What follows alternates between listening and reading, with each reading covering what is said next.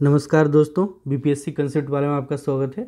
दोस्तों, आप में से बहुत लोगों की डिमांड आ रही थी कि जो बिहार रिलेटेड जो स्कीम्स हैं, जो इंडेक्सेस हैं, जो टारगेट्स हैं, उनको हम लोग एक बार डिस्कस करें। तो ये लेक्चर उसी के रिगार्डिंग है। इसमें हम लोग बिहार की जो स्कीम्स अभी जो चर्चा में रहे, जो भी इंडेक्स में जो बिहार की रैंक आई है, उसको लेकर हम लोग चर्चा करते हैं। आप में से सब लगभग लोगों ने इसको पढ़ ही लिया होगा। तो चलिए बस उसी का रिवीजन सीरीज इसको समझ लीजिए। तो इसी को स्टार्ट करते हैं। चलिए, पहला क्वेश्चन है, इसमें आपको बिहार बायोफिल्स जो प्रोडक्शन प्रमोशन पॉलिसी है 2023 की, उसके बारे में पूछा जा रहा है। तो अच्छा, इसको कैबिनेट जो है, जो काउंसिल ऑफ मिनिस्टर, उसको अप्रूव कब करती है? इसको अप्रूव करती है 4 जुलाई 23 को। ठीक है। और इसको बिहार गजट में नोटिफाई कब किया जाता है? ये किया जाता है 11 जुलाई 23 को। और अगर ये स्कीम के कितने दिन तक ये लागू रहेगा, कब तक चलेगा, तो ये डेट है इसका 31 मार्च 2028। ठीक है। चलिए, अब इसमें जो पहला ऑप्शन है, अच्छा आपको इसमें छांटने हैं कि कौन सा स्टेटमेंट ट्रू है। ये वर्ड जो है ना, ट्रू नॉट ट्रू, इसको जरूर ध्यान में रखिएगा, क्योंकि जो स्कीम से रिलेटेड जो क्वेश्चंस होते हैं उसमें आमतौर पर ये सोचा जाता है कि मोर देन वन ऑप्शन होंगे सही, लेकिन आपको यहाँ पे ध्यान से देखना है ट्रू और नॉट ट्रू पे। ठीक है। चलिए, पहला ऑप्शन में है कि इसमें बात कही जा रही है इथेनॉल और कॉम्प्रेस्ड बायोगैस की, बायो सीएनजी की, तो ये स्टेटमेंट बिल्कुल सही है। ठीक है। और दूसरा में ये कहा जा रहा है कैपिटल सब्सिडी है वो 10% दी जाएगी, यहाँ पर ये गलत है, 10% नहीं, ये है 15%। ठीक है। तो ये स्टेटमेंट आपका रॉन्ग हो गया। और इसमें ये है कि कैपिटल सब्सिडी दी जाएगी 15% तक की, जो आपके प्लांट और जो मशीनरी के कॉस्ट हैं उस पर, और ये मैक्सिमम इसकी वैल्यू होगी 5 करोड़ तक। ठीक है। चलिए, अब अगला जो स्टेटमेंट है, जो ऑप्शन है, उसको देखते हैं। इसमें ये कहा जा रहा है स्पेशल केस क्लास के जो इन्वेस्टर्स होंगे, जिसमें कि आप जो वीमेन हैं, जो SC ST OBC हैं, ट्रांसजेंडर हैं, इस तरह के जो इन्वेस्टर होंगे, उनके लिए जो कैपिटल सब्सिडी है वो 15.75% है। ये तो बिल्कुल सही है, लेकिन आगे पूछा जा रहा है कि जो कॉस्ट होगी प्लांट और मशीनरी की, जो कि बताया जा रहा है यहाँ पे 6.25 करोड़, ये गलत है। ये 6.25 नहीं है, ये है 5.25 करोड़। ठीक है। तो ये स्टेटमेंट भी आपका रॉन्ग हो गया। तो आपका सही जवाब हो गया ऑप्शन ए। ठीक है। चलिए, सॉरी, अगला क्वेश्चन देखते हैं। इसमें यह कहा जा रहा है कि इंडियन रेलवे और डिपार्टमेंट जो पोस्ट है बिहार सर्कल, उन्होंने अभी एक पायलट प्रोजेक्ट चलाया है जिसका नाम है door to door parcel project. और ये पूछा जा रहा है आपसे कि इसको स्टार्ट कहाँ से किया गया है। ठीक है। तो इसको स्टार्ट किया गया है पटना से। ठीक। और जो इसका पहला कंसाइनमेंट गया है वो गया है आपको 26 जनवरी को। और ये किस रूट पे गया है? ये गया है पटना से बेंगलुरु, पटना टू बेंगलुरु। ठीक। और पटना से अभी इसको फिलहाल 3 रूट पे चलाई जा रही हैं। एक तो पटना बेंगलुरु हो गया, एक हो गया आपको पटना हैदराबाद, एक हो गया पटना पुणे।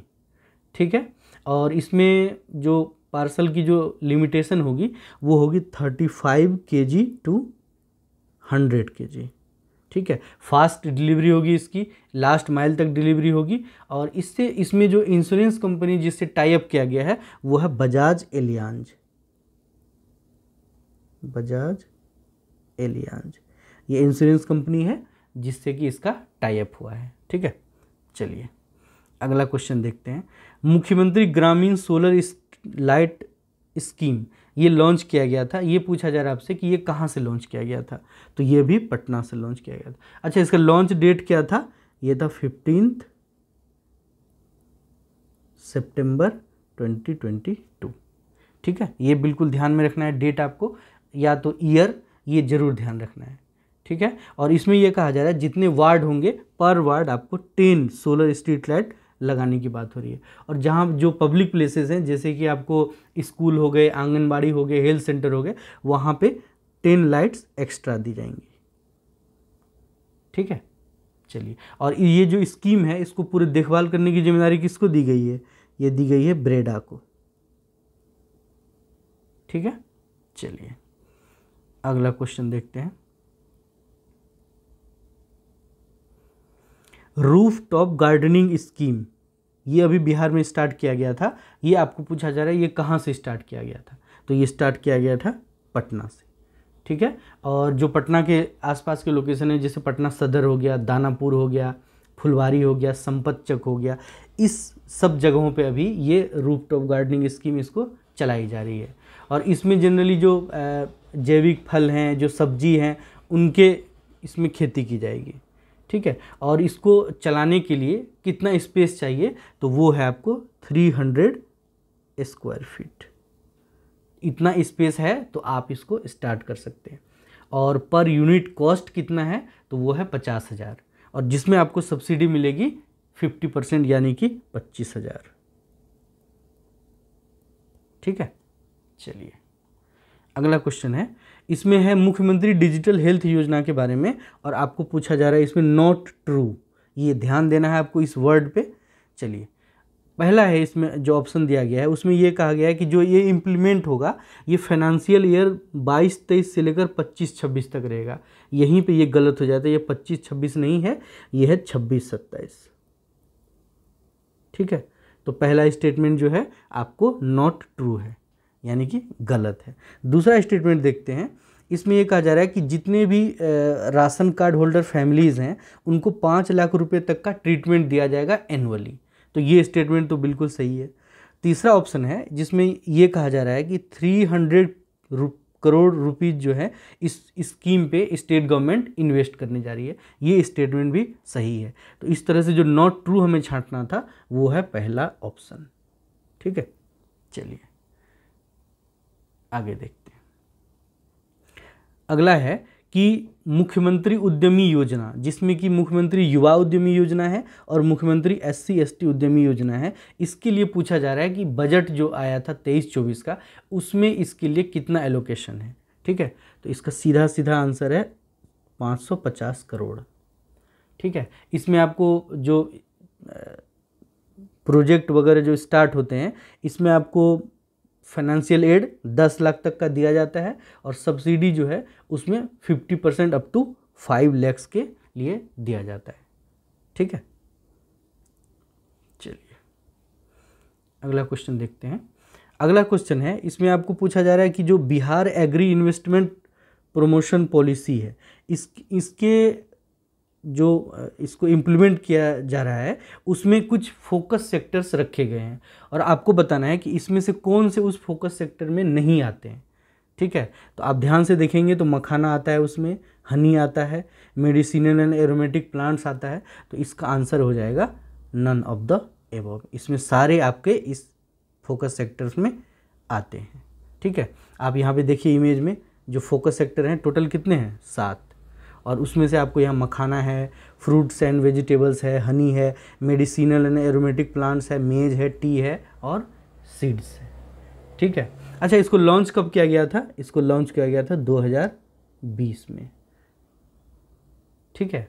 और इसमें मिनिमम 25 लाख से लेकर 5 करोड़ तक की जो स्कीम्स हैं उनको इसमें नोरिश किया जाएगा, ठीक है। और जो एग्रीकल्चर बेस्ड इंडस्ट्री लगाएंगे उनको 15% की सब्सिडी भी दी जाएगी। अच्छा, इसके नोडल एजेंसी किसको बनाया गया है? वो बनाया गया है बिहार हॉर्टिकल्चर डेवलपमेंट सोसाइटी को, ठीक है। और जो किसके अंडर आती है? जो आती है एग्रीकल्चर डिपार्टमेंट के अंदर। और यहीं से आपके लिए पहला सवाल है कि बिहार के अभी एग्रीकल्चर मिनिस्टर कौन है? बिहार के एग्रीकल्चर मिनिस्टर आपको बताना है, आप इसका जवाब दीजिए कमेंट बॉक्स में, ठीक है। चलिए अगला जो स्कीम है वो है एक पंचायत एक बैंक योजना, ठीक है। तो अभी आपने देखा होगा कि पंचायती राज जो इंस्टीट्यूशंस हैं उन्होंने एक स्कीम लॉन्च की है, 1 पंचायत 1 बैंक अकाउंट स्कीम, ठीक है। इसमें आपको पूछा जा रहा है कि ये स्कीम जो इम्प्लीमेंट किया जाएगा उसमें कितने बैंकों से कोलैबोरेशन रखा गया है? तो इसका सही जवाब है 8,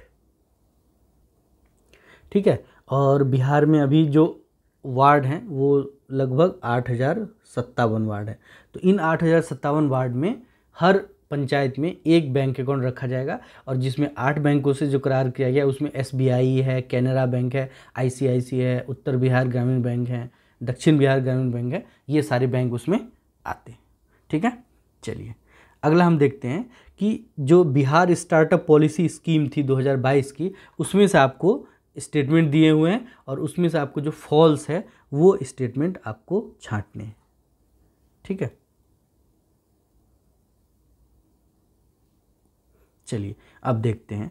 जो पहला स्टेटमेंट है उसमें ये कहा जा रहा है कि जो सीड फंडिंग होगी वो लगभग 10 लाख तक की होगी, जिसमें आपको इंटरेस्ट फ्री लोन दिया जाएगा 5 साल के लिए। तो यहाँ पे जो 5 साल है ये गलत हो जाएगा, ये है आपको 10 साल। ठीक है, अगला स्टेटमेंट देखते हैं।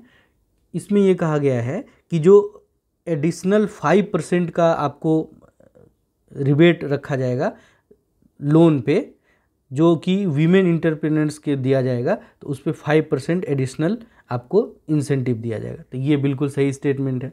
अगला स्टेटमेंट है कि एडिशनल 10% प्रोविज़न जो है वो SC/ST स्टार्टअप फाउंडर्स के लिए होगा। ये भी स्टेटमेंट सही है।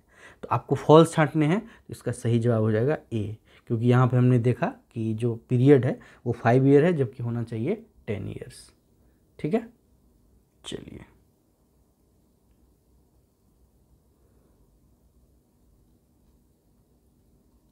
आगे देखते हैं। इसमें सेंटर ऑफ एक्सीलेंस की बात हो रही है, जिसमें ये कहा गया कि जितने भी पॉलिटेक्निक कॉलेजेस हैं बिहार के, उनमें सेंटर ऑफ एक्सीलेंस खोले जाएंगे। ठीक, और आपको ये बताना है कि इसमें से ऑप्शन में से कौन सा ऐसा है जो कि नहीं, जिसकी बात नहीं की गई है, सेंटर ऑफ एक्सीलेंस के लिए जिसकी बात नहीं की गई है। तो आप देखेंगे ध्यान से, ड्रोन टेक्नोलॉजी के लिए की गई है, इलेक्ट्रिकल व्हीकल के लिए की गई है, 3D प्रिंटिंग के लिए भी की गई है, लेकिन जेनरिक मेडिसिन के लिए नहीं की गई है। ठीक है, तो ये इसका आंसर हो जाएगा जेनरिक मेडिसिन। और इसमें और किन के लिए बात की गई है, आप इन तीनों के अलावा एक AI की बात की गई है, इंटरनेट ऑफ थिंग्स की बात की गई है, रोबोटिक्स की बात की गई है, और इंडस्ट्रियल ऑटोमेशन की बात की गई है। ठीक है, इन सारी चीज़ों के लिए सेंटर ऑफ एक्सीलेंस बनाने की बात हो रही है। और इन सब जो एक तरह से जो इनोवेटिव जो आइडियाज़ हैं, इनके लिए 90 करोड़ की फंडिंग रखी गई है। ठीक है, चलिए अब जो स्कीम, मेजर जो स्कीम थे, जो कि बिहार सरकार के जनरली जो ट्विटर हैंडल्स हैं, जो फेसबुक पेजेस हैं, उस पर बार बार सर्कुलेट हो रहे हैं, तो ये एक तरह से हमारे लिए इम्पोर्टेंट हो सकते हैं। तो उनको हम लोग एक बारी बारी से देखते चलते हैं। ठीक है, तो एक आप देख रहे होंगे, समाज कल्याण विभाग की तरफ से 3 पेंशन स्कीम्स की बात है। एक लक्ष्मीबाई सामाजिक सुरक्षा पेंशन स्कीम, बिहार निःशक्तता पेंशन स्कीम, और एक मुख्यमंत्री वृद्धजन पेंशन स्कीम। तो इसकी बात करते हैं। तो जो लक्ष्मीबाई सामाजिक सुरक्षा पेंशन योजना है, ये जो 18+ एज की जो हैं, जो विडो हो जाती हैं, उनके लिए है ये स्कीम। तो इनमें आपको 400 रुपीज़ पर मंथ का प्रोविज़न है, और जिसमें कि जो उनकी जो सालाना आय है पारिवारिक, वो 60,000 से ज़्यादा नहीं होनी चाहिए। तो वो लोग एलिजिबल होंगे लक्ष्मीबाई सामाजिक सुरक्षा पेंशन योजना के। ठीक है, अगला है बिहार निःशक्तता पेंशन योजना। इसमें क्या, जो 40% से ज़्यादा हैंडीकैप्ड हैं, यानी कि जो 40% से ज़्यादा दिव्यांग हैं, उनके लिए 400 रुपया प्रति महीने पेंशन की व्यवस्था है। ठीक है, अब जो वृद्धजन के लिए पेंशन है, इसमें 2 कैटेगरी है। एक कैटेगरी है 60 to 79 ईयर्स की, जिनके लिए 400 रुपया पर महीने का प्रोविज़न है, लेकिन जो 80+ एज ग्रुप में चले गए हैं, उनके लिए 500 रुपीज़ पर मंथ की प्रोविज़न है। ठीक है, चलिए अगला यहाँ देखिए आप, बिहार शताब्दी कुष्ठ कल्याण योजना। ठीक है, और इसमें ये है कि 1500 रुपये प्रति माह जो कुष्ठ रोगी हैं उनको दिया जाएगा। ठीक है, चलिए अगला है परवरिश योजना। परवरिश योजना के अंतर्गत 0 से जो 18 साल के जो हैं बच्चे, उनके पालन पोषण के लिए 1000 रुपये प्रति माह की दर से उनके लिए भुगतान किया जाएगा, जो कि DBT के माध्यम से ट्रांसफ़र होगा। ठीक है, तो परवरिश योजना के लिए 1000 रुपये प्रति माह का प्रोविज़न है। अगला है बाल सहायता योजना। बाल सहायता योजना में जो कोरोना के टाइम में जो जिन्होंने अपने पेरेंट को खोया है, उनके लिए ये स्कीम है, जिसमें कि 1500 रुपये प्रति माह का जो एक तरह से अनुदान कहिए, वो प्रोवाइड किया जाएगा। ठीक है। एक है बिहार राज्य फसल सहायता योजना, और ये खरीफ 2023 जो सीजन है उसके लिए इसको अभी स्टार्ट किया गया है, जिसमें ये है कि 20% से ज़्यादा अगर क्षति हुई है, 20% तक अगर क्षति हुई है तो उसको 7500 रुपये प्रति हेक्टेयर की दर से भुगतान किया जाएगा, और अगर उनकी क्षति 20% को पार कर चुकी है तो उनको 10,000 रुपये प्रति हेक्टेयर की दर से उनको कंपेंसेशन दिया जाएगा। ठीक है। एक है मुख्यमंत्री विवाह प्रोत्साहन अनुदान योजना। इसमें यह है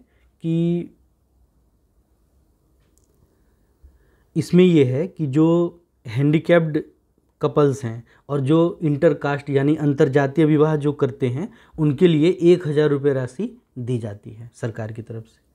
ठीक है। यानी जो इंटरकास्ट मैरिज हो या फिर फिजिकली हैंडीकैप्ड यानी जो दिव्यांगजन हैं उनके अगर शादी होती है तो वहाँ पे सरकार की तरफ से 1,00,000 रुपये की सहायता राशि दी जाती है। ठीक है। चलिए अगला है मुख्यमंत्री कन्या विवाह योजना। ये भी समाज कल्याण विभाग की तरफ से चलाया जाता है, और इसमें जो निर्धन परिवार में जो विवाह के समय आर्थिक सहायता की जो बात है उसमें 5,000 रुपये भुगतान किया जाता है परिवार के लिए। ठीक है। इसमें एक कंडीशन ये है कि बीपीएल परिवार हो या फिर उनकी जो ईयरली इनकम है वो 60,000 रुपये तक हो। ठीक है। तो वो एलिजिबल होते हैं इसके लिए। चलिए अगला देखते हैं। अगला जो स्कीम है वो है प्रधानमंत्री मातृ वंदना योजना। इसमें यह है जो पहली बार जो माँ बनती हैं जो महिलाएं, उनके लिए 5,000 रुपये का भुगतान दिया जाता है। ठीक है। जिसमें कि ये 2 किस्त में मिलता है, और इसमें एक ये है रजिस्ट्रेशन करवानी और कम से कम एक बार टेस्ट करवाने पे 3,000, और बाद में जो चाइल्ड बर्थ हो जाता है उसके बाद, और पहले चरण का जो टीकाकरण हो जाता है उसके बाद 2,000, तो 5,000 इसमें दिया जाता है। और अगर सेकेंड प्रेगनेंसी में जो अगर गर्ल चाइल्ड होती है तो उनको 6,000 रुपया दिया जाता है एक किस्त में। ठीक है। तो प्रधानमंत्री मातृ वंदना योजना के अंतर्गत एक पहले बच्चे के लिए 5,000 और दूसरे बच्चे के लिए अगर वो लड़की होती है तो 6,000 रुपये दिए जाते हैं सरकार की तरफ से। ठीक है। अगला है अब है मुख्यमंत्री बालक बालिका प्रोत्साहन योजना। अब ये एजुकेशन से रिलेटेड है। इसमें यह है कि 10वीं कक्षा में जो फर्स्ट करेंगे लड़का लड़की उनको 10,000 रुपया दिया जाएगा। ठीक।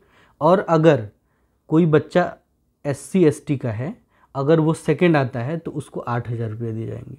तो जो सेकंड आने वाले जो बच्चे हैं उनको 8,000 केवल SC ST कम्युनिटी से जो बच्चे आएंगे उनके लिए ये प्रोविज़न है। ठीक है।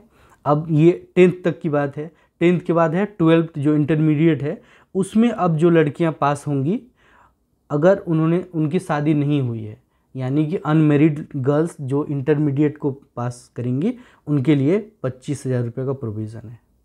ठीक है। चलिए अब है मुख्यमंत्री पोशाक योजना। इसमें है कि कक्षा जो पहली और दूसरी उसके लिए 600 रुपये, उसके बाद तीसरी से 5वीं तक के लिए 700 रुपये, 6ठी से 8वीं तक के लिए 1,000 रुपये, और 9वीं से 12वीं तक की लड़कियों के लिए 1,500 रुपये का दिया जाता है ड्रेस के लिए। ठीक है। और इसमें एलिजिबिलिटी यही होती है कि जो बच्चे की जो अटेंडेंस है वो आपको 75% एकदम से अनिवार्य है, ये होना ही चाहिए इतना। ठीक है। चलिए, और ये जो छोटी छोटी स्कीम्स हैं जो मुख्यमंत्री की, उन्होंने शिक्षा के जो प्रसार बिहार में हुआ है उसमें बहुत बड़ा योगदान दिया है। ठीक है। चलिए अगला देखते हैं हम। अभी हमने यहाँ पे देखा 10th के लिए, यहाँ पे 12th के लिए देखा। अब हम देखते हैं ग्रेजुएशन के लिए। इसमें क्वेश्चन ये है कि चीफ मिनिस्टर का जो कन्या उत्थान योजना है, इसमें जो बेनिफिशियरी जिन्होंने ग्रेजुएशन पास आउट किया है उसके लिए कितने रुपए उनको मिलेंगे, तो उसके लिए मिलेंगे उनको 50,000 रुपये। ठीक है। जो डिग्री कॉलेज हैं उनसे पास आउट हो, चाहे जो भी टेक्निकल एजुकेशन से जो ग्रेजुएट होती हैं उनके लिए 50,000 रुपये की बात यहाँ पे की गई है। ठीक है। चलिए एजुकेशन से ही अगला स्कीम है। अभी हाल में आपने देखा होगा बिहार सरकार ने एक डिसीजन लिया है, एक प्रपोजल आया है उनके मिनिस्ट्री की तरफ से, जिसमें ये कहा जा रहा है जो एजुकेशन लोन है, जो बच्चे विदेश में पढ़ाई करना चाहते हैं उनके लिए एक अमाउंट फिक्स किया गया है, और वो अमाउंट है 50 लाख। ठीक है। तो विदेशों में जाके जो बच्चे पढ़ना चाहेंगे उनके लिए अब शिक्षा विभाग की तरफ से प्रस्ताव लाया जा रहा है, जिसमें उनको 50 लाख रुपए तक का एजुकेशन लोन दिया जाएगा। ठीक है। एक है बिहार स्टूडेंट क्रेडिट कार्ड योजना। इसमें है कि 4 लाख रुपए तक के लिए आपको लोन का प्रोविज़न है। ठीक है, मतलब हायर स्टडीज जो बच्चे करना चाहते हैं उनको 4 लाख रुपए तक का लोन इसमें प्रोवाइड कराया जाएगा। ठीक है। चलिए, अब ये है कि स्टडीज़ हो गई, हायर स्टडीज़ हो गई। अब ये है कि अगर उनको जॉब नहीं मिल पाती है तो उनके लिए सरकार का ये प्रोविज़न है कि जो 12वीं पास आउट हैं और लेकिन वो हायर एजुकेशन नहीं लिए हों तो उनके लिए प्रति माह 1,000 रुपये का प्रोविज़न है और ये लगभग 2 साल तक होगा, यानी 24,000 रुपये उनको मिलेंगे 2 साल तक। कंडीशन यही है कि सरकार के मान्यता प्राप्त संस्थान से 12वीं मतलब 12th की स्टडी उनकी हुई हो, लेकिन उन्होंने कहीं पे हायर स्टडीज़ नहीं ली हो, तो उनके लिए 1,000 रुपये प्रति माह जो स्कीम है स्वयं सहायता भत्ता योजना, उसके अंतर्गत उनको प्रोवाइड कराया जाएगा। ठीक है। चलिए, अब हम कुछ जो है वो देख लेते हैं, जो इंडेक्सेस हैं डिफरेंट टाइप के, जिसमें कि बिहार का क्या पोजीशन रहा है उसको देखते हैं। ठीक है। तो जो पहला हम इंडेक्स देखने जा रहे हैं वो है national multi dimensional poverty index, जो कि जुलाई 2023 में रिलीज हुई है। ठीक है। इस रैंकिंग में देखना है बिहार का क्या रहा है पोजीशन, और उसके हिसाब से हमें स्टेटमेंट देखने हैं ट्रू कौन से हैं। ठीक है। चलिए, जो पहला स्टेटमेंट है इसमें यह कहा जा रहा है बिहार के पास highest multi dimensional poor population है, जो कि परसेंटेज में 33.76% है उनके टोटल पॉपुलेशन का। तो ये स्टेटमेंट आपका बिल्कुल ट्रू है। अगला स्टेटमेंट है कि बिहार में देखा गया है फास्टेस्ट डिक्लाइन देखा गया है 15.13% का। ये गलत है, ये 15.13 नहीं है, ये है आपको 18.13। ठीक है। तो ये स्टेटमेंट आपका हो गया गलत। अगला स्टेटमेंट है जिसमें ये कहा गया है कि जो कितने लोग वहाँ मल्टी डायमेंशनल पॉवर्टी से बाहर निकले हैं पिछले 5 सालों के दौरान, उसमें यह कहा जा रहा है बिहार जो है उस लिस्ट में टॉप किया है स्टेटमेंट के हिसाब से, जबकि ये गलत है। ये टॉप किया है उत्तर प्रदेश ने और बिहार उसके सेकंड आया है। तो यहाँ पे ये स्टेटमेंट भी गलत हो गया। यहाँ पे बिहार के बदले यूपी होना चाहिए और यहाँ पे यूपी के बदले बिहार होना चाहिए। ठीक है। तो ये जो मल्टी डायमेंशनल पॉवर्टी इंडेक्स जो रिलीज़ की गई है, ये NFHS जो अभी आया था, नेशनल फैमिली हेल्थ सर्वे, उस जो उसका 5th एडिशन था, उसके पे ये पूरा जो सर्वे हुआ है पॉवर्टी इंडेक्स वाला, वो बेस्ड था। अच्छा, इसको जारी कौन करता है? इसको जारी करता है नीति आयोग। ठीक है। और इसमें जो ये मल्टी डायमेंशनल पॉवर्टी इंडेक्स है, इसमें जो सबसे कम मतलब लीस्ट पुअर स्टेट है वो है केरल, और जहाँ पे पॉवर्टी मात्र 0.55%। आप देखिए यहाँ 0.55 और यहाँ देखिए 33.76। ये जो गैप है ना, ये गैप बहुत बड़ा है और इसे हम सबको मिल के भरना पड़ेगा। ठीक है। चलिए, अगला इंडेक्स हम देखने जा रहे हैं, थर्ड एक्सपोर्ट प्रिपेयर्डनेस इंडेक्स, और इसके हिसाब से सीधा सीधा आपको बताना है कि बिहार का रैंक क्या रहा है। तो बिहार का रैंक रहा है इसमें 22nd। ठीक है। और कैटेगरी रही है बिहार की लैंडलॉक्ड। ठीक है। और स्कोर अगर पूछे बिहार का कितना रहा है तो 41.06। ठीक है। और इस इंडेक्स में जो एक्सपोर्ट प्रिपेयर्डनेस इंडेक्स है, इसमें अगर टॉप किसने किया है तो टॉप किया है आपको, एक सेकेंड,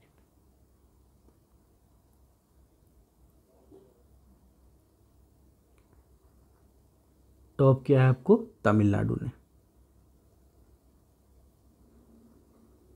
ठीक है। जो कि कैटेगरी उनकी रही कौन सी? कोस्टल कैटेगरी रही। ठीक है। चलिए, इसमें कुछ नहीं, बस आपको देखना है कि इंडेक्स में बिहार का क्या पोजीशन रहा है। अगर टॉप का याद रहे तो टॉप का देख लेते हैं। ठीक है। चलिए, अगला है एनुअल हेल्थ इंडेक्स जो 2020-21 का था, उसमें बिहार किस रैंक पे बिलोंग करता है। तो इसमें ऑप्शन के हिसाब से देखें तो ये है आपको लास्ट पोजीशन पे है बिहार इसमें। ठीक है। और जो कैटेगरी रही है वो है लार्ज स्टेट कैटेगरी में टोटल 19 स्टेट थे और 19 में आप समझ सकते हैं हम 19th पोजीशन पे आए हैं। ठीक है। और टॉप इसमें कौन सा स्टेट है तो टॉप है इसमें केरल। ठीक है। और अगर टॉप परफॉर्मर की बात देखें, मतलब जो पिछला इंडेक्स जो 2019-20 का था उसके मुकाबले 2020-21 में जो टॉप परफॉर्मर है वो है आपको, टॉप परफॉर्मर की बात करें तो इसमें राजस्थान, उत्तराखंड और उड़ीसा जो है वो 3 टॉप 3 परफॉर्मर हुए हैं जो पिछली रैंकिंग आई थी 2019-20 के मुकाबले में।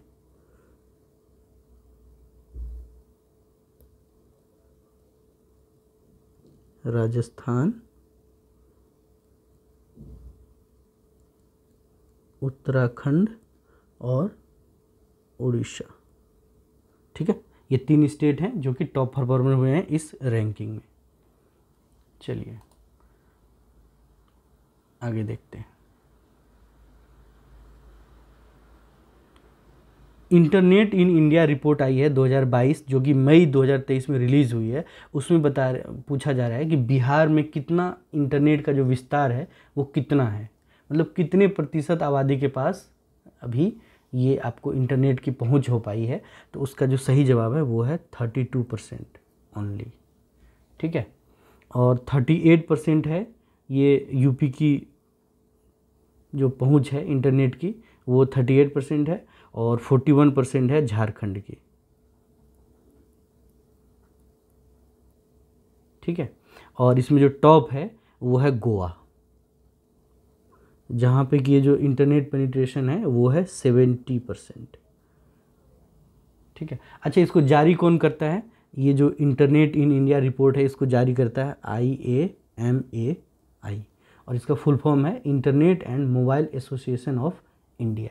ये इस रैंकिंग को जारी करती है। इसमें ये देखा जाता है कि रूरल एरिया में कितने लोग हैं जिनके पास इंटरनेट अभी तक पहुंचा है, जो अर्बन एरियाज़ हैं वहाँ पे क्या है इसका स्टेटस, उसी को जारी करने के लिए ये रिपोर्ट जारी की जाती है, ठीक है। अगला जो इंडेक्स वो है सोशल प्रोग्रेस इंडेक्स, जिसको कि दिसंबर 2022 में रिलीज़ किया गया था। उसके हिसाब से पूछा जा रहा है आपको बिहार का रैंक क्या रहा है, तो वो रहा है आपको 35। और ये जो इंडेक्स है सोशल प्रोग्रेस इंडेक्स, इसके थ्रू जो कंट्री का भी जो सोशल प्रोग्रेस है नेशनल और सब नेशनल लेवल पे उसको मेज़र किया जाता है। और इसमें बेसिकली जो 3 डायमेंशंस पे 12 पैरामीटर को कंसीडर करके ये प्रोग्रेस इंडेक्स जारी की जाती है। और अगर 3 डायमेंशन कौन कौन से हैं उसकी बात करें तो एक है basic human need, foundations of well being और अपॉर्चुनिटी। ये 3 डायमेंशंस हैं जिसको कंसीडर करके ये पूरा रैंकिंग वो जारी की जाती है, ठीक है। तो अगर डायमेंशन की बात करें 3 है, जिसमें पहला है बेसिक ह्यूमन नीड, दूसरा है आपको फाउंडेशंस ऑफ वेल बीइंग, और तीसरा है किसको किस हद तक अपॉर्चुनिटी मिल रही है उस पे, ठीक है। तो इन 3 डायमेंशंस पे 12 पैरामीटर हैं और उनके रिगार्डिंग ये इंडेक्स जारी की जाती है, जिसमें कि जो रैंक आया है बिहार का वो आया है 35, ठीक है। चलिए अगला है लीड्स रिपोर्ट। लीड्स रिपोर्ट के हिसाब से जो बिहार किस कैटेगरी में प्लेस हुआ है उसकी बात हो रही है। कैटेगरी इस अच्छा पहले लीड्स की बात करें तो लीड्स का फुल फॉर्म क्या है, वो है logistic ease across different states. मतलब जो गुड्स का जो एक तरह से कैरेज है, ट्रांसपोर्ट है, वो कितना आसानी से हो पाता है उसके हिसाब से ये रैंकिंग जारी की जाती है, ठीक है। और इसको जारी कौन करता है? इसको जारी करता है मिनिस्ट्री ऑफ कॉमर्स। तो आपके लिए एक सवाल है कि आपको बताना है कि अभी यूनियन मिनिस्ट्री ऑफ कॉमर्स किसके अंडर है, मतलब अभी भारत के कॉमर्स मिनिस्टर कौन है, ये आपको बताना है कमेंट बॉक्स में, ठीक है। अब इसमें जो लीड्स रिपोर्ट के हिसाब से जो रैंकिंग दी जाती है वो दी जाती है एस्पायरर, फास्ट मूवर और अचीवर्स। और बिहार इसमें किस में आया है? तो बिहार आया है एस्पायरर में। वो इसीलिए आया है, इस रैंकिंग में परफॉर्मेंस किस हिसाब से रहती है उसके हिसाब से ये कैटेगरी मिलती है। यानी कि जो अगर एस्पायरर कैटेगरी में कोई स्टेट है तो यानी कि उसका परफॉर्मेंस रहा है बिलो 80%, ठीक है। जो फास्ट मूवर हैं ये आते हैं 80 to 90% वाली कैटेगरी में, और जो अचीवर हैं यानी कि वो हो गए सबसे टॉप 90 to 100% वाले परफॉर्मेंस वाली कैटेगरी में। ठीक है, चलिए यहाँ पे आप देख सकते हैं कैटेगरी हमारी लैंडलॉक्ड है, और जो ग्रेड हमें मिला है वो मिला है एस्पायरर। ठीक है,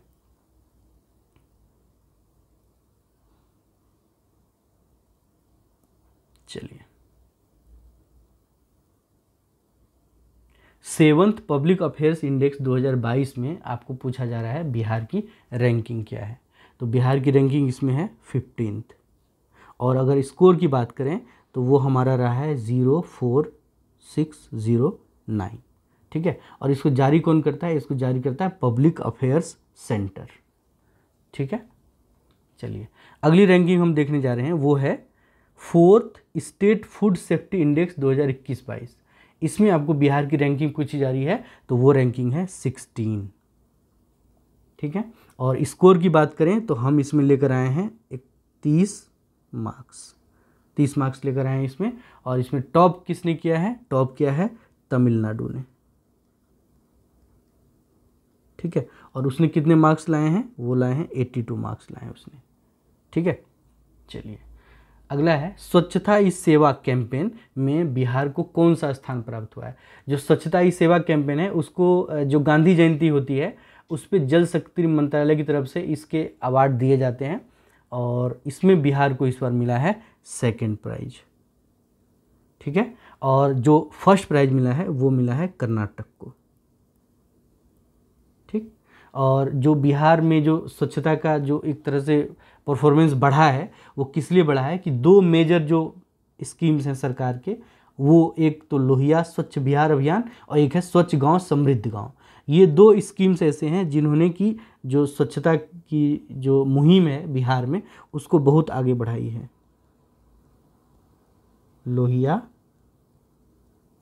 स्वच्छ बिहार अभियान, और दूसरा है स्वच्छ गांव समृद्ध गांव। इन दोनों स्कीम ने बिहार में स्वच्छता के लेवल को बढ़ाने में बहुत योगदान दिया है। ठीक है, चलिए अगला है बिहार का आपको रैंक पूछा जा रहा है। 13 ऐसे स्टेट हैं जहाँ पे कि 100 से ज़्यादा सिविक बॉडीज़ हैं, और उनमें स्वच्छ सर्वेक्षण हुआ, तो उन स्टेट्स में बिहार की पोजीशन क्या रही? तो बिहार की पोजीशन रही 11th। ठीक है, और पिछले रैंकिंग जो आई थी 2021 में उसमें हम थे 13th पोजीशन पे। ठीक है, तो हमने अपनी रैंकिंग में 2 पॉइंट्स का सुधार किया है। चलिए अब कुछ जो टारगेट्स सरकार लेकर चल रही है उसके बारे में बात करते हैं। पहला ये है कि जो स्मार्ट प्रीपेड मीटर है वो हर घर में लगाने का टारगेट सरकार ने कितना रखा है। तो पहले तो ये जान लीजिए, अच्छा पहले इसको टारगेट देख लेते हैं। ये है 2025 तक, और मंथ इसमें रखा गया है मार्च, यानी मार्च 2025 तक बिहार सरकार का कहना है कि वो सारे घरों में स्मार्ट मीटर लगा देगी। और बिहार पहला ऐसा स्टेट हुआ है जिसने 10 लाख से ज़्यादा स्मार्ट मीटर अपने राज्य के लोगों के घरों में लगा दिए। ठीक है, अब इस तरह का जो स्कीम होता है या इनिशिएटिव होती है उसको बहुत ज़्यादा लोगों के बीच में फैलाने की ज़रूरत होती है। तो इसके लिए सरकार ने सोशल मीडिया का खूब अच्छे से इस्तेमाल किया है, और इसके लिए सोशल मीडिया कैंपेन चलाए जा रहे हैं, और सरकार ने उसके लिए 2 फिक्शनल कैरेक्टर भी रखे हैं, और उन दोनों फिक्शनल कैरेक्टर के आपको नाम बताने हैं। ठीक है, आपको नाम बताने हैं कमेंट सेक्शन में, ये दोनों फिक्शनल कैरेक्टर कौन कौन है। चलिए अगला है बिहार सरकार ने टीबी उन्मूलन का जो लक्ष्य है वो कितने का रखा है। तो बिहार सरकार ने जो टीबी उन्मूलन है उसका लक्ष्य रखा है 2025। ठीक है, और ऑप्शन में और जो ईयर हैं उनके हिसाब से भी देखते हैं क्या क्या है। एक है 2024, तो हमको ध्यान है ये कि सरकार ने पटना मेट्रो का जो प्रोजेक्ट है उसको पूरा करने का टारगेट रखा है 2024 का, पटना मेट्रो। ठीक है, और इसका मंथ उन्होंने निर्धारित किया है सितंबर। ठीक है, चलिए अगला है 2030 में टारगेट रखा है हेपेटाइटिस को ख़त्म करने का, एड्स को ख़त्म करने का और अपने यहाँ 100% लिटरेसी को करने का। तो इसके लिए 2030 के लिए हेपेटाइटिस है, एड्स है और 100% लिटरेसी है। ठीक है, एक ऑप्शन आप देख रहे हैं 2040, तो ये 2040 में सरकार ने रखा है जीरो कार्बन एमिशन का। ठीक है, तो ये टारगेट हैं।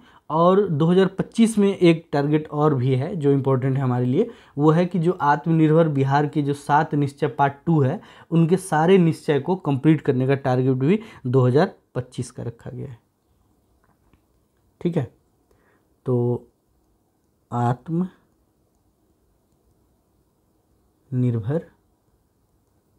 बिहार 7 निश्चय पार्ट 2। ठीक है, इसको भी पूरा करने का टारगेट 2025 का ही रखा गया है। तो ये सारे टारगेट थे जो इम्पोर्टेंट थे, मेजर, जिन्हें हमें जानना चाहिए, ये सारे हैं। ठीक है, चलिए अगला है ऑपरेशन खुशी। अभी चलाया गया था किस लिए? ठीक है, तो ये चलाया गया था कब से कब तक? तो ये चलाया गया था 1 जून 2023 से, और ये चलाया गया था मोबाइल फ़ोन जो यात्रियों से गुम हो जाते हैं या चोरी हो जाते हैं उनको रिकवर करने के लिए। ठीक है, तो ये चलाया गया है इसके लिए। अच्छा, इसको चलाया किसने है? इसको चलाया है पटना रेलवे पुलिस के द्वारा।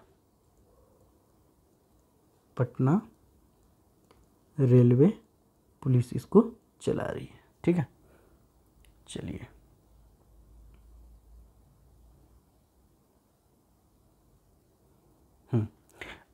अगला क्वेश्चन आपको है कि अभी जो नेशनल फैमिली हेल्थ सर्वे जो आया था, जो 5th एडिशन उसके हिसाब से पूछा जा रहा है बिहार में सेक्स रेशियो बढ़कर कितना हो गया है? तो ये बढ़कर हो गया है 1090, यानी 1090 हो गया है। और पहले कितना था? तो पहले था 1062। ठीक है, और अब NFHS की बात करें तो इसमें कुछ और पैरामीटर्स हैं जिसको हम लोग देख लेते हैं। एक तो आता है चाइल्ड सेक्स रेशियो का। ठीक है, चाइल्ड सेक्स रेशियो, तो इस वाले सर्वे के हिसाब से अब वो हो गया है 908। ठीक है, और अगर बात करें टोटल फर्टिलिटी रेट की, टोटल फर्टिलिटी रेट की, तो ये हो गया है 3.0। और अगर इन्फेंट मोर्टेलिटी रेट की बात करें तो वो है 46.8। उसको भी लिख लेते हैं, इन्फेंट मोर्टेलिटी रेट, ये भी कितना है? 46.8। ठीक है, तो ये कुछ डेटा हैं इसके रिगार्डिंग, NFHS के रिगार्डिंग, इसको हम लोग ध्यान में रखें तो सही रहेगा। ठीक है, चलिए अगला है सन फेस्टिवल सेलिब्रेट किया गया था 28 जनवरी से लेकर 30 जनवरी के बीच में। ये कहाँ पे किया गया था? ये कहाँ किया गया था? औरंगाबाद में। ठीक है, और ऑप्शंस में देखते हैं कहाँ पे क्या हुआ था उसके हिसाब से। भोजपुर की बात करें तो भोजपुर में हुआ था बाजरा महोत्सव, और ये कब से कब तक हुआ था? 28 फरवरी से 1 मार्च तक। तो भोजपुर में हुआ था बाजरा महोत्सव। और अगर गोपालगंज की बात करें तो गोपालगंज में हुआ था थावे महोत्सव। ठीक है, और ये थावे महोत्सव हुआ था 15 से 16 अप्रैल। ठीक, और पटना में बात करें तो पटना में हुआ था एक मैंगो फेस्टिवल। ठीक है, और पटना के मनेर शरीफ में हुआ था सूफी महोत्सव। ठीक है, चलिए अच्छा, अभी आपने देखा होगा 2-3 दिन से 4 दिन से बहुत चर्चा में है जो वीमेन रिजर्वेशन बिल है, उसके रिगार्डिंग बहुत बातें हो रही है। तो अभी आपने देखा आज शायद वो उससे पास भी हो गया है लोकसभा से, सॉरी राज्यसभा से। लोकसभा से तो कल ही पास हो गया था और आज राज्यसभा से भी पास हो गया है। तो ये अब एक बहुत बड़ी उपलब्धि मानी जाती है जो बहुत दिनों से पेंडिंग था। ये शायद 24 या 27 ईयर से पेंडिंग था वो, लेकिन आज ये क्लियर हो गया है। ठीक है। तो अब अगर इसकी बात हुई है तो अब बिहार में इसका क्या स्टेटस है उसकी बात करनी भी बहुत ज़रूरी है। तो चलिए थोड़े बहुत डेटा इससे रिगार्डिंग है हम लोग देख लेते हैं। तो पहला है कि पंचायती राज संस्थाओं में महिलाओं के जो 50% रिजर्वेशन था वो कब से दिया गया, वो दिया गया आपको 2006 से, ठीक। और जो प्राइमरी टीचर के लिए जो नियोजन में जो महिलाएं हैं उनको 50% आरक्षण कब से हुआ है, तो वो भी हुआ है 2006 से। और जो नगर निकाय हैं, लोकल बॉडीज़ हैं, वहाँ पे 50% आरक्षण उनके लिए कब से हुआ है, वो हुआ है 2007 से। और सभी सरकारी नौकरी में जो उनको 35% रिजर्वेशन दिया गया है महिलाओं को बिहार में, वो 2016 से दिया गया है, ठीक है। और मेडिकल और इंजीनियरिंग कॉलेज में जो गर्ल्स का एडमिशन होगा उसके लिए उनको 33% रिजर्वेशन का प्रोविज़न कब से हुआ है, तो वो हुआ है 2023 से। तो ये हुआ कि किस फील्ड में कितना रिजर्वेशन उनको है और वो ईयर कब से है। अब हम थोड़ी बात करते हैं जो लेजिस्लेटर्स हैं उनकी बात करते हैं। तो एक बात करें कि जो बिहार में, मतलब बिहार में अभी टोटल जो लोकसभा की सीटें हैं उसमें महिला सांसद कितनी है। लोकसभा की बात करें तो 3 सांसद है, ठीक है। एक है रमा देवी जो कि शिवहर से जीतती हैं, एक है वीणा देवी जो वैशाली से हैं, और एक है कविता सिंह जो कि हैं सिवान से। तो टोटल 3 हैं महिला सांसद लोकसभा से, ठीक है। और अब राज्यसभा की बात करें तो राज्यसभा से एकमात्र सांसद है महिला, और वो उसका नाम आपको बताना है कमेंट बॉक्स में, ठीक है। बिहार से राज्यसभा की एकमात्र महिला सांसद है, उसका नाम आपको बताना है, ठीक है। अब बात करते हैं एमएलएज की, ठीक है। तो टोटल कितने एमएलएज हैं बिहार में अभी महिला, तो वो हैं 28, ठीक है। और एमएलसी की बात करें, लेजिस्लेटिव काउंसिल के मेंबर में कितनी महिलाएं हैं, तो वो हैं आपको 7, ठीक है। तो ये थोड़े बहुत डेटा हैं, इनको ध्यान रखिए, अभी चर्चा में है तो आपके लिए भी इम्पोर्टेंट है। चलिए अगला देखते हैं। एक बुक है Bihar that was and now, ये कॉफ़ी टेबल बुक के शक्ल में रिलीज़ हुई है। और इसको जो कलेक्ट किया है इसमें फ़ोटोग्राफ्स का बेसिकली कलेक्शन है। और ये कलेक्शन है बिहार के एक बहुत बड़ी हस्ती हैं जिनको पद्मश्री अवार्ड भी मिल चुका है, उनका नाम है रघु राय, और उनकी पत्नी हैं उषा राय। उन दोनों ने मिलके इस बुक को कंपाइल किया है और इसको रिलीज़ किया है, हमारे माननीय मुख्यमंत्री साहब ने इसका विमोचन किया है, ठीक है। तो कॉफ़ी टेबल बुक के शेप में है, पद्मश्री पुरस्कार विजेता रघु राय और उनकी पत्नी का है, और बुक का नाम है Bihar that was and now, ठीक है। चलिए अब थोड़ा हम लोग विषयांतर चलते हैं, बहुत कोर्स की बात कर ली, काम की बातें कर ली, अब हम लोग थोड़ा विषयांतर चलते हैं। ये इमेज आप देखिए, इस इमेज को आप देखेंगे तो आपको फील होगा कि पटना में कोई ओवरब्रिज बना है, उसके नीचे कुछ लोग ऐसे ही सावन में कांवड़ यात्रा पे जा रहे हैं। आपको यह लग रहा हो या दिल्ली में कहीं जो बहुत ज़्यादा आबादी है वहाँ किसी नए ओवरब्रिज के नीचे ये लोग तैयारी कर रहे हैं, या यूपी का सीन होगा। लेकिन आप ये जानकर हैरान होंगे कि ये जो इमेज है वो जापान से आई है, ठीक है। अभी सावन जो ख़त्म हुआ है तो ये जापान में टोक्यो, जो उनकी कैपिटल सिटी है टोक्यो, वहाँ पर कांवड़ यात्रा निकाली गई थी। और ये बड़ी इंटरेस्टिंग सा ये न्यूज़ मिला, ये ट्विटर हैंडल पे था उनके बिहार फाउंडेशन के, तो आप लोगों से शेयर कर रहे हैं इसको। और ये यात्रा चलाई गई थी, वहाँ पे एक राधा कृष्ण मंदिर है फुनाबेरी टोक्यो में, और वहाँ से लेकर ये कांवड़ यात्रा चली थी, जो कि एक सीतामा शिवा मंदिर है वहाँ तक की ये थी। और इसको ऑर्गेनाइज़ किया था Bihar Jharkhand association of Japan की तरफ से। और इसमें जो गंगा जल जो लेकर आया गया था वो लाया गया था सुल्तानगंज बिहार से, ठीक है। चलिए एक और इमेज है, जाते जाते इसके साथ आपको छोड़े जाते हैं। और ये इमेज है, अभी हाल में इन्होंने रिकॉर्ड बनाया है भारत के सबसे एक्सपेंसिव इंडियन आर्ट वर्क का, और इसका जो टाइटल है वो है द स्टोरी टेलर। ये जो पेंटिंग है ये अभी बिकी है हाल में 61.8 करोड़ में, ठीक है। आप इमेजिन कीजिए। और ये किसकी है, तो ये है अमृता शेरगिल की। और इन्होंने रिकॉर्ड बना दिया है most expensive Indian art work का। और जो संस्था जिसने ऑक्शन करवाया था वो थी सैफरन आर्ट, ठीक है। उन्होंने ये ऑक्शन करवाया था, उसी में ये इमेज जो है जो उनकी थी अमृता शेरगिल की, वो बिकी है 61.8 करोड़ में। ठीक है, चलिए बहुत बहुत धन्यवाद, अच्छे से रिवाइज करिए, आपने सब पढ़ रखा है, बस आपको एक बार उसे ब्रश अप करना है। बहुत बहुत धन्यवाद।